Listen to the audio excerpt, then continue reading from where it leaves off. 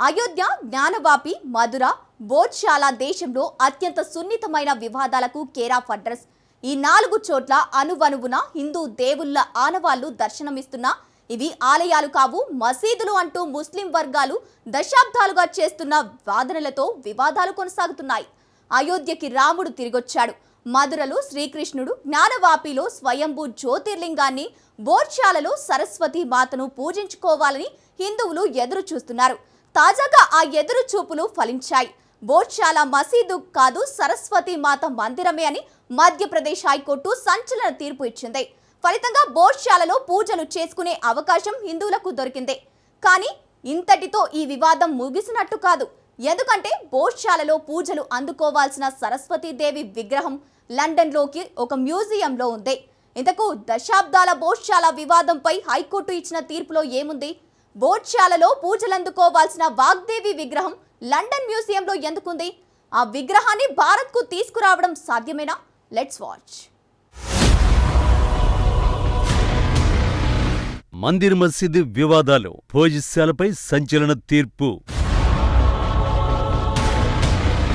భోజ్శాల సరస్వతీదేవి ఆలయంగా గుర్తించిన ధర్మాసనం. సరస్వతి విగ్రహం లండన్ మ్యూజియంలో ఎందుకుంది? మందిర్ మసీద్. మన దేశంలో మతపరమైన అత్యంత సున్నితమైన వివాదం ఏమైనా ఉంది అంటే అది ఇదే. అయోధ్య బాబ్రీ మసీద్, కాశీ విశ్వనాథ ఆలయం, జ్ఞానవాపి మసీద్, శ్రీకృష్ణ జన్మస్థలం, షాహీ ఈద్గా దర్గా వివాదాలే ఇందుకు ఉదాహరణ. అయితే ఇదే కోవలో మరో ఆధ్యాత్మిక కేంద్రం చుట్టూ వివాదం నడుస్తోంది. అదే భోజ్శాల కమల్ మౌలా మసీద్ కాంప్లెక్స్ వివాదం. అయోధ్య, జ్ఞానవాపి, మధుర వివాదాలలాగే భోజ్శాల వివాదం కూడా దశాబ్దాలుగా నడుస్తోంది. మధ్యప్రదేశ్లోని థార్ జిల్లాలో భోజ్శాల కమల్ మౌలా మసీద్ కాంప్లెక్స్ అక్కడి హిందూ ముస్లింల మధ్య వివాదానికి కేంద్ర బిందువైంది. భోజ్శాల సరస్వతీదేవి ఆలయమని హిందువులు వాదిస్తుండగా కమల్ మౌలా మసీద్ అని ముస్లింలు వాదిస్తున్నారు. ఈ నేపథ్యంలోనే ఇరు వర్గాలు మధ్యప్రదేశ్ హైకోర్టును ఆశ్రయించాయి. ఇరువురి పిటిషన్లు స్వీకరించి విచారణ జరిపిన మధ్యప్రదేశ్ హైకోర్టు భోజ్శాల కమల్ మౌలా మసీద్ కాంప్లెక్స్ లో సైంటిఫిక్ సర్వే చేపట్టాలని ఏఎస్ఐకి 2024 మార్చి 11వ తేదీన ఆదేశాలు ఇచ్చింది. అప్పటి నుంచే భోజ్శాల కేసు దేశవ్యాప్తంగా తీవ్ర చర్చనీయాంశమవుతూ వస్తోంది. తాజాగా ఇచ్చిన తీర్పులో భోజ్శాల సరస్వతీదేవి ఆలయంగా హైకోర్టు గుర్తిస్తూ సంచలన తీర్పునిచ్చింది.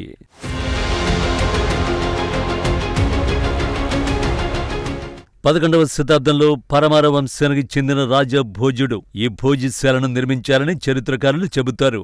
ఇది అప్పట్లో ఒక గొప్ప విద్యా కేంద్రంగా, సరస్వతీదేవి ఆలయంగా విరాజిల్లింది. 13-14 శతాబ్దాలలో అల్లావుద్దీన్ ఖిల్జీ, ఆ తర్వాత వచ్చిన ముస్లిం పాలకులు ఈ ప్రాంతంపై దాడి చేసి దీనిని మసీదుగా మార్చారని హిందూ వర్గాలు వాదిస్తాయి.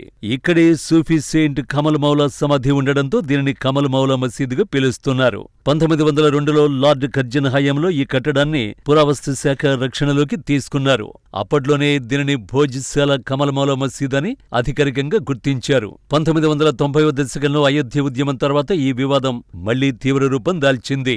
2003లో ఏఎస్ఐ ఒక మధ్యంతర మార్గాన్ని సూచించింది. దాని ప్రకారం మంగళవారం హిందువులు పూజలు చేసుకోవచ్చు, శుక్రవారం ముస్లింలు నమాజు చేసుకోవచ్చు, మిగిలిన రోజులు పర్యాటకులు సందర్శించవచ్చు. కానీ ఈ వివాదం ఇలాంటి సూచనలతో ముగిసిపోయేది కాదు.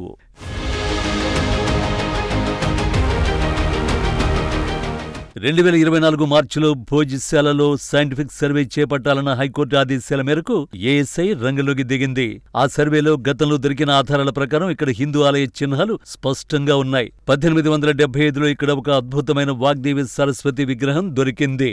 దీనిపై సంస్కృత శాసనాలు ఉన్నాయి. 1880వ దశకంలో మేజర్ కిన్కాయిడ్ అనే బ్రిటిష్ అధికారి ఈ విగ్రహాన్ని స్వాధీనం చేసుకున్నాడు. ఆయన దీనిని తన వ్యక్తిగత సేకరణగా భావించి 1886 ప్రాంతంలో సముద్ర మార్గం ద్వారా ఇంగ్లండ్కు తరలించాడు. ప్రస్తుతం ఈ విగ్రహం లండన్లోని బ్రిటిష్ మ్యూజియంలో ఉంది. 1905లో ఈ విగ్రహాన్ని అధికారికంగా లండన్లోని బ్రిటిష్ మ్యూజియంలో భద్రపరిచారు. అప్పటి నుండి ఇది అక్కడి ఏషియన్ గ్యాలరీలోనే ఉంది.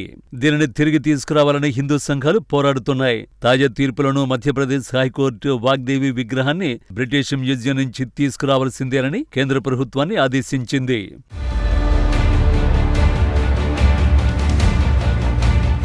మరోవైపు భోజశాల కట్టడంలోని గోడలు స్తంభాలపై సంస్కృత ప్రాకృత భాషలో చెక్కిన శ్లోకాలు వ్యాకరణ సూత్రాలు ఉన్నాయి. మసీదు నిర్మాణంలో ఉపయోగించిన స్తంభాలు హిందూ దేవాలయ శైలిలో ఉన్నాయి. వాటిపై దేవతామూర్తులు, యక్షులు, గంధర్వుల బొమ్మలు చెక్కి ఉన్నాయి. ఇవి ఇస్లామిక్ వాస్తు శిల్పానికి విరుద్ధం. పైకప్పుపై పద్మ చిహ్నాలు, హిందూ సంప్రదాయంలో ఉండే కళాకృతులు స్పష్టంగా కనిపిస్తాయి. 2024 నాటి సర్వేలోనూ భోజశాలలో అవి ఆనవాళ్లు దర్శనమిచ్చాయి. దీంతో ఏఎస్ఐ అధికారులు 2000 పేజీల నివేదికను సిద్ధం చేశారు. ఆ నివేదికలో ప్రస్తుతం ఉన్న కట్టడం గతంలో ఉన్న హిందూ దేవాలయం శిథిలాల మీద నిర్మించబడిందని ఏఎస్ఐ పేర్కొన్నట్లు సమాచారం. ఈ నివేదిక ఆధారంగా ఈ ప్రాంగణం మొత్తం హిందువులకే దక్కాలని ఒక వర్గం, లేదు ఇది మసీదుగానే ఉండాలని మరో వర్గం కోర్టులో పోరాడుతున్నాయి. తాజాగా ఈ కేసు విషయంలోనే మధ్యప్రదేశ్ కోర్టు చారిత్రక తీర్పునిచ్చింది.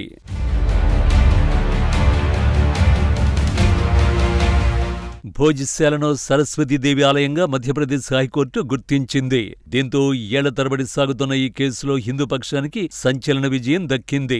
హిందువులకు పూజ చేసుకునే అవకాశం లభించింది. భోజశాలలో సరస్వతీదేవి విగ్రహాన్ని ఏర్పాటు చేసుకోవచ్చని ప్రభుత్వానికి హైకోర్టు సూచించింది.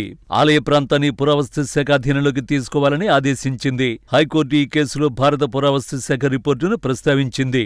భోజశాలను ఒక సంస్కృత విద్యా కేంద్రంగా హైకోర్టు పేర్కొంది. ముస్లింలు మసీదు కోసం ప్రభుత్వాన్ని స్థలాన్ని కోరవచ్చని చెప్పింది.